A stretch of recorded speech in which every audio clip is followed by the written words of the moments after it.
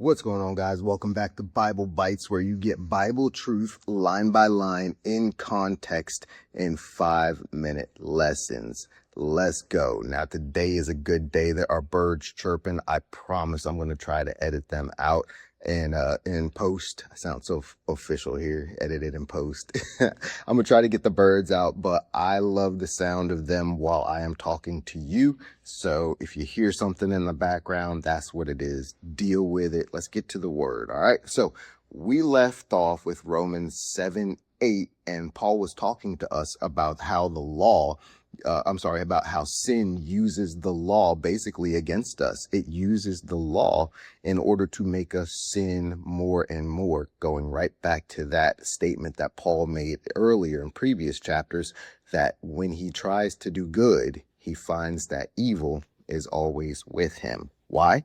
Because that's our natural state. That's the manner of men. Romans 6:19. All right, let's keep going. Romans 7:9. Now, Paul reveals that we have a period where condemnation isn't a threat to us, right? Because we do not know the law. But remember, Romans 2:15 shows us the law is written in our hearts. The conscience proves this, okay? And Romans 5:15, no law, no transgression. But again, because the law is in our hearts, in our conscience, okay, no man has an excuse. Go back to Romans 2. All right, let's go. Romans 7:9 continued. But when the commandment came, this is Paul talking, when the commandment came, meaning hearing the law, sin revived and we die.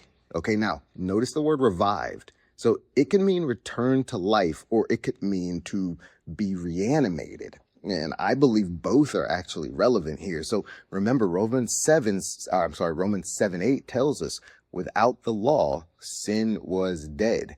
And Romans 7:9 then begins by stating how Paul was alive without the law once. But we also got to keep in mind Romans 7:5 revealed sin has motions which come by the law. So when sin revives inside us, right, meaning it's always been there, we die because the fruit, the judgment of sin is death. Remember Romans 1:32, and we take pleasure in it. Now, Romans 7:10, Paul reveals here how the commandments, i.e. the law, they were ordained to life, but they led to sin and death. Not because the law is sin. Remember Romans 7:7, okay? But because the law shows that we sin and don't care, meaning we take pleasure in it. Again, that's that Romans 1:32. See how everything stacks on top of each other, keeps you in context. Those bumper lanes of context, man, they are lifesavers, okay? But let's keep going. Look at the definition of ordained. It is to form, to appoint, right? To establish in a determined order. So the commandment was meant to establish life, but sin used it, the occasion, to perform against our natural man. Golly, dude. Romans 7:11. Now, Paul reveals that sin has a will and it uses deception.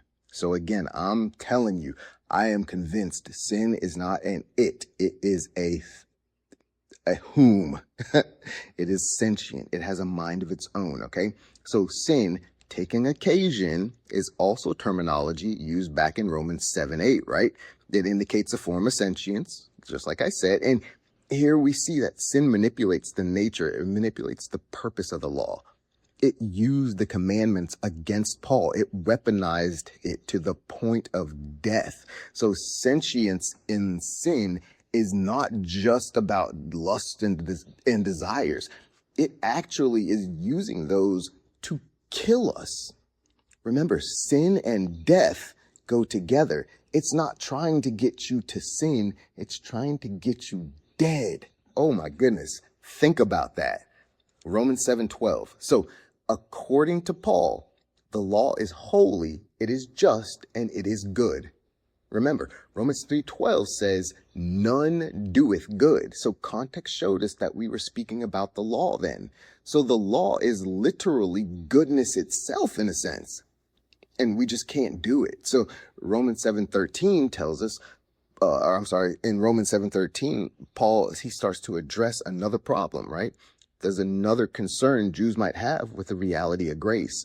Is God, meaning the law, what leads me to death?